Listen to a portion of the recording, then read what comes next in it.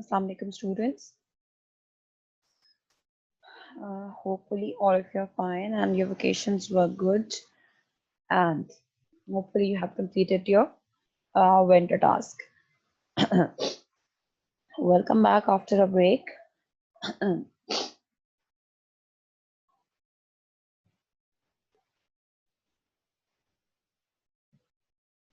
So students, in the previous lecture before the vacations, we completed our chapter number 4, that was daffodils.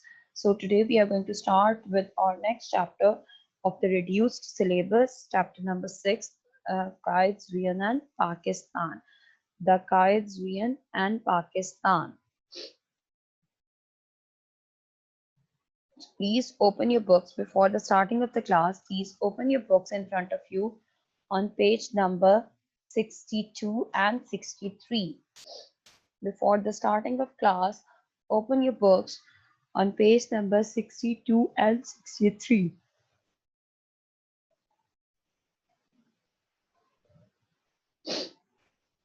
All of you, please. We are going to have the class in the same way.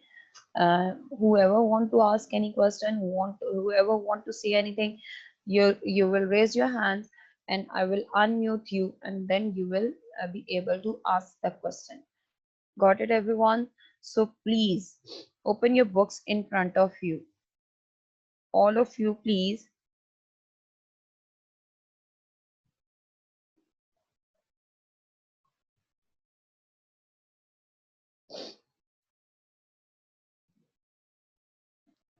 Have you opened the books? That's good. Okay, I think we should start our chapter now.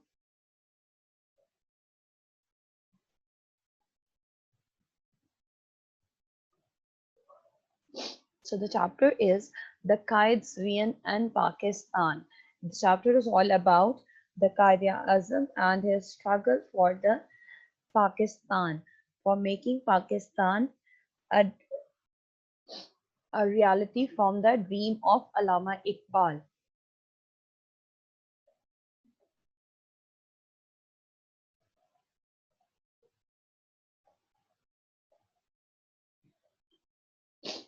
Okay, let's start. Page number 63.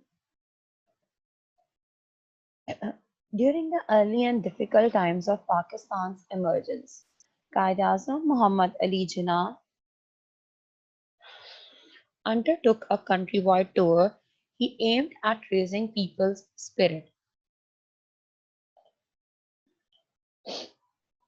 So when Pakistan came into being, there were a number of difficulties that were to be faced by the people of Pakistan, the people who migrated from India to Pakistan, and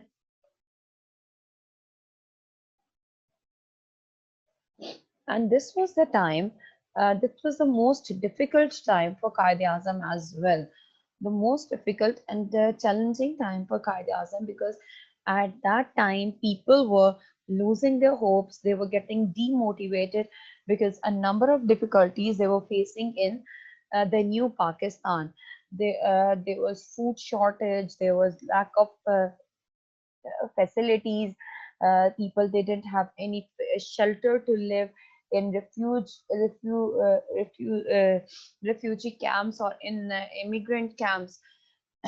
There were a number of problems. So while facing these problems, people were getting demotivated, and because of this demotivation, the Pakistan's emergence, the making of Pakistan into a new nation or the establishment of Pakistan was in danger.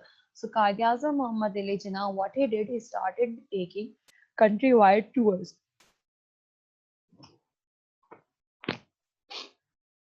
And he tried to raise people's spirit by delivering some speeches. One of his speech is, "Do not be overwhelmed with the enormity of the task." He said in a speech at Lahore, "There are many examples in the history of young nations building themselves up by sheer determination and the force of character. You are made of sterling material and second to none. Keep up your morale. Do not be afraid of death. We should face it bravely to save the honor of Pakistan and Islam. Do your duty and have faith in Pakistan. It has come to stay. So the last line. First, let's discuss the last line, that it has come to stay. The thing we have discussed earlier, that it was a danger, the difficulties the people were facing and the demotivation the people were facing. It was becoming a danger for the people of danger for the emergence of Pakistan, and that the Pakistan may be merged again with the subcontinent because people weren't able to face the difficulties. So the Qaeda-Azam emphasized on the fact that Pakistan has come to stay. It will remain on the map of the world. He says that do not be overwhelmed, because the enormity of the task. With that, don't be don't be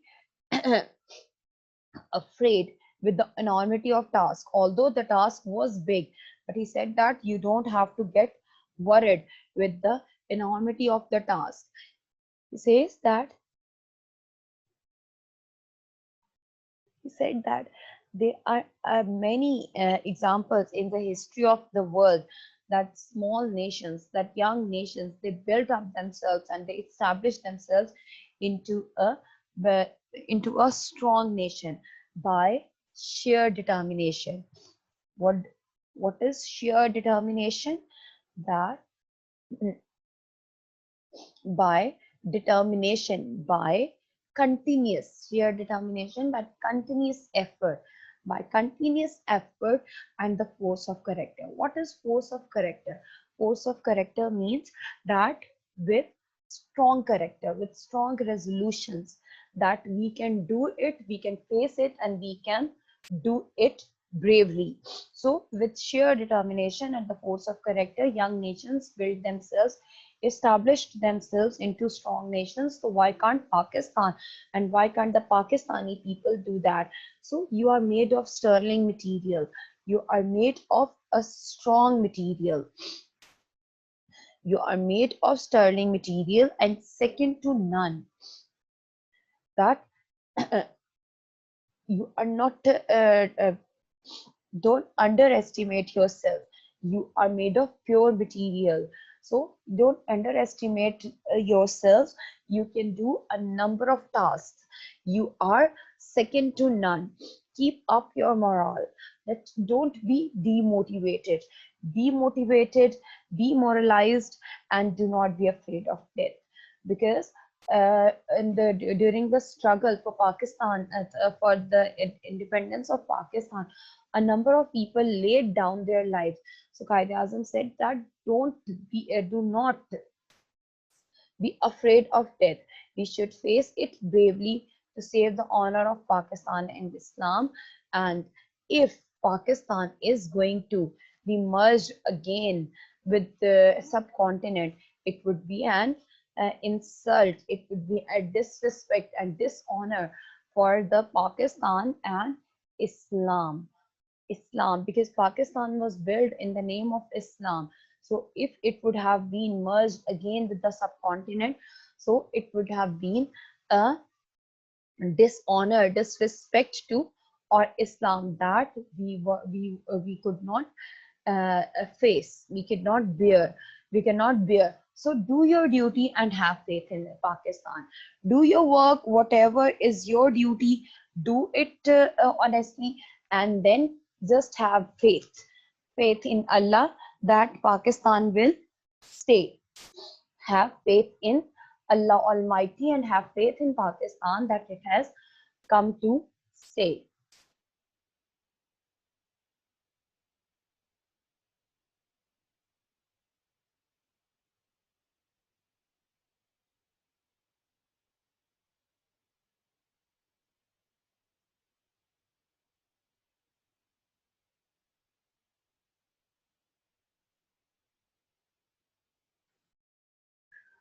Oh, sorry for that inconvenience, students.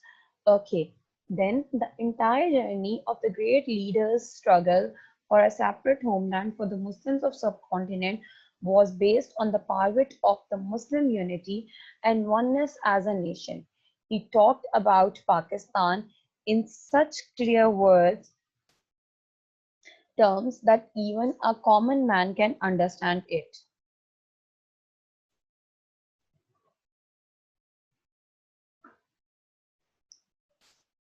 So he said that the entire journey means that the making of Pakistan, his struggle during the making of Pakistan for the separate homeland, for the making of Pakistan, for the Muslims of subcontinent was based on the pivot of the Muslim unity. And what was the basic foundation for that of the struggle? It was for the Muslim unity. The basic foundation of the struggle was the Muslim unity and the oneness as a nation. And the oneness of Muslims as a nation that Quaid-e-Azam believed on Muslim unity and the oneness of a nation. Wait for a while, sorry. Let me plug in my charger. Wait for a while.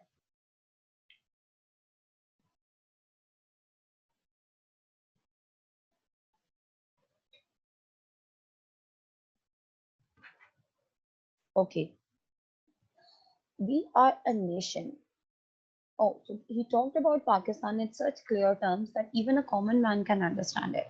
So he talked about Pakistan on different platforms in such clear terms get that even a layman can understand that what is his struggle all about, what is he trying to do. We are a nation, that we are united, we are strong, and we are one. He affirmed 3 years before the birth of Pakistan. He told, he confirmed it 3 years before the Pakistan. He emphasized this thing with 3 years before the birth of Pakistan, with our own distinctive culture and civilization, language and literature, art and architecture, names and nomenclature.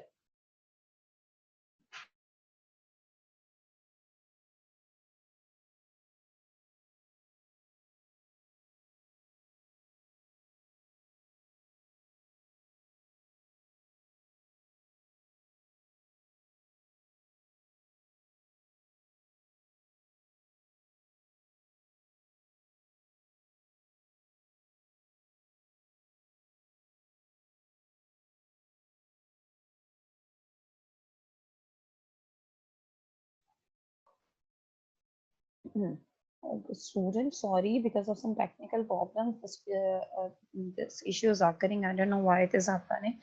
Okay,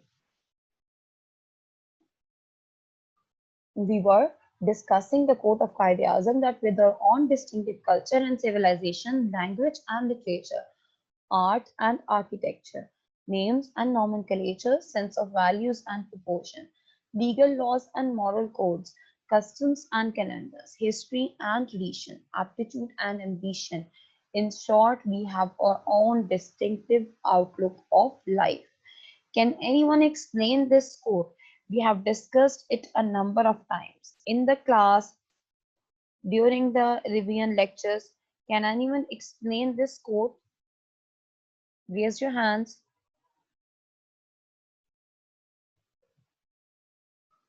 Can anyone please?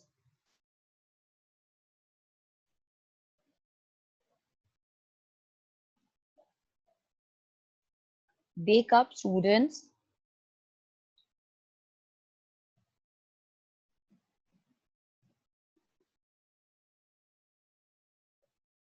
Wake up, everyone. Please raise your hands who can explain this quote.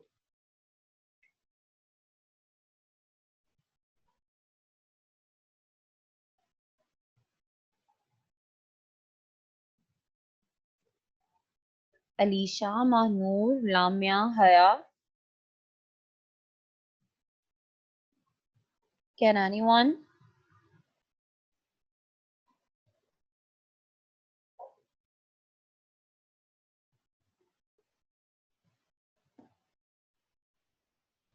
Raise your hands, please. Where have you people gone? Are you attending the class? Or you people have just marked the attendance? Switch on your cameras, everyone, so that I can see all of you.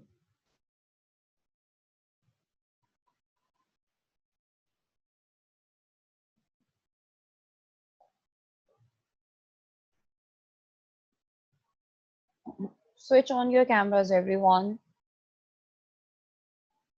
so I can see whether you are attending your class or not.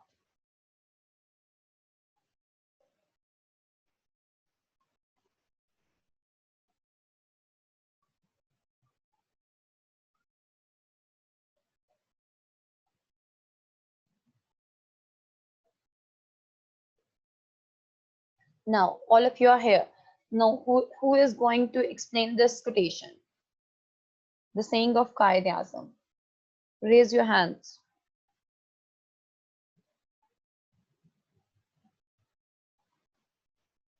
Who's gonna do it?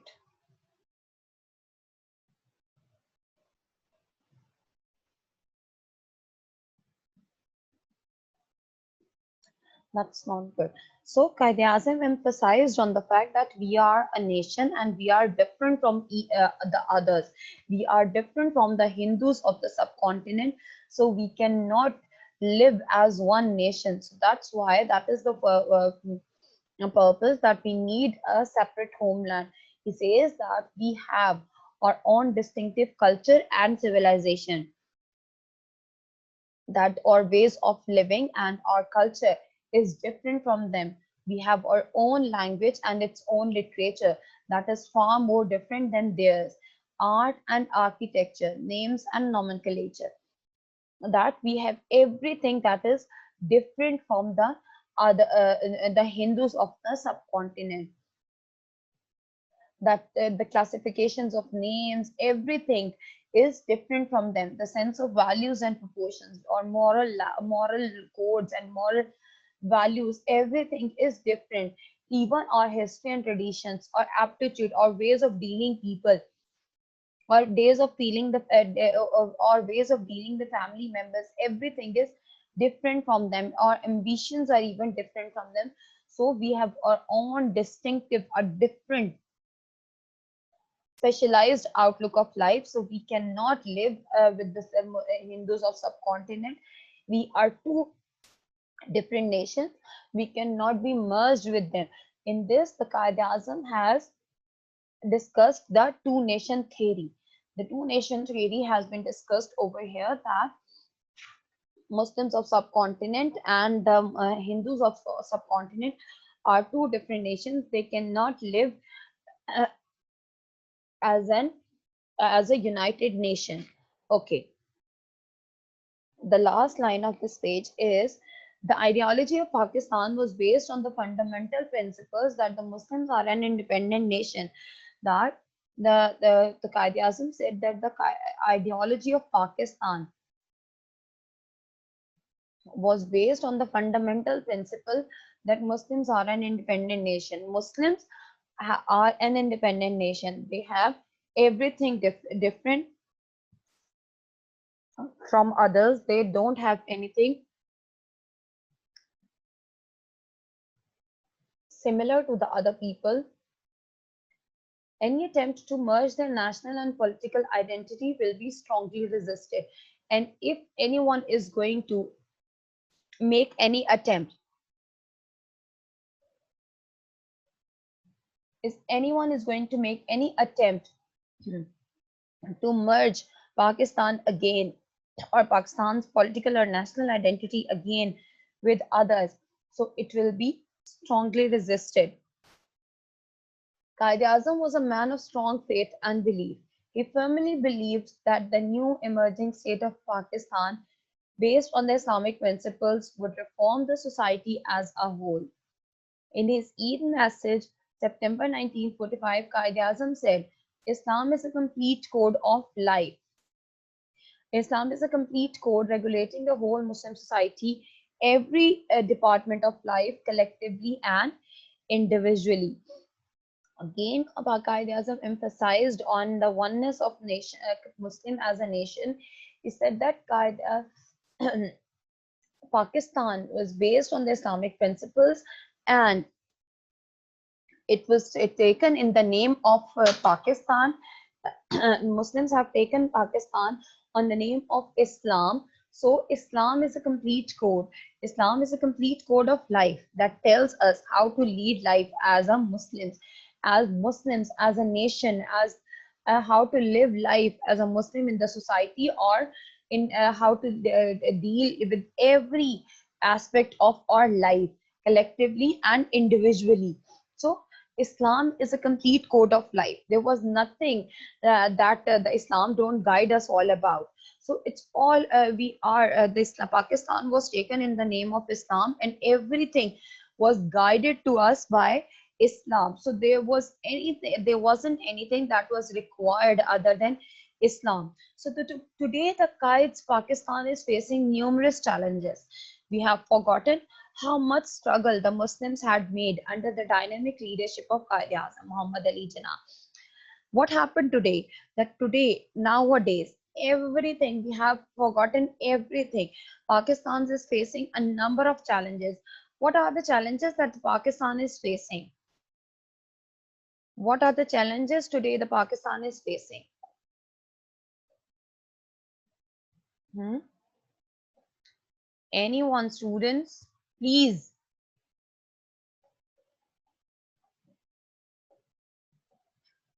wake up. We have done everything. So I just wanted to have interactive sessions. No one is speaking, no one is trying to say anything.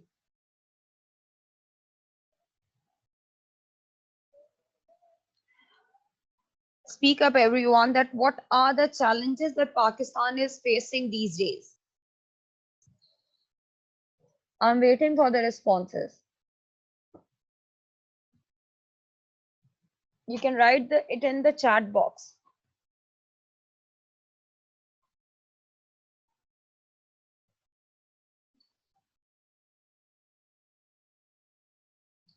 Yes, Lamia. Peter, you can write in the chat box. Give me the answers in the chat box. That what are the challenges Pakistan is facing these days? Corruption. That's good. What else?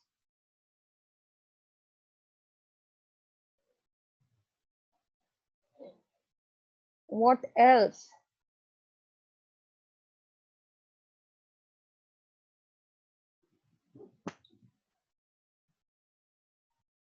Pakistan is facing pollution, load shedding, corruption. That's good.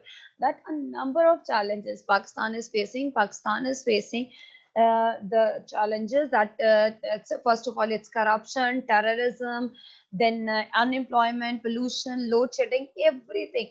Pakistan is facing numerous challenges these days because we have forgotten the rules of Islam, because we have forgotten that how Quaid-e-Azam and the other people struggled for the making of Pakistan. What was the struggle? How many people laid down their lives for the making of Pakistan? So we need to recall those things, that how Quaid-e-Azam and the people, other people struggled for the making of Pakistan. So that's why we have forgotten all those things. That's why we are stuck up in a number of problems, and we can overcome these problems by only one thing. What is that thing? That we need to follow Qaid's golden motto, that is unity, faith, and discipline. What is unity? That we should be united with each other. Whoever is going for corruption, whoever is betraying someone, whoever is doing something wrong to the country or any countryman, we should be united against that person. What is faith? That we should have faith in Allah, Pakistan, and in ourselves. And if we are going to have faith in all these three things, so no one would be able to betray us, no one would be able to, no one would dare to go for corruption and all these things. And then discipline means self discipline. We should be self-disciplined. We should be following the rules of Islam. We can make our nation strong by remembering his advice to the youth. It is now up to you to work and work, and we are bound to succeed. The only thing we should memorize, we should keep in mind is that we should work hard for the progress of our country. If our country will progress, as a result of it, we will be successful. We will be we will be successful, and we will progress as well. So students, this is the chapter, and if you have any confusion, you can ask me the questions. We still have 1 minute left. Tomorrow we'll go for the comprehension and the other exercises of this chapter. If you have any question, you can ask me right now, please. We just have 1 minute.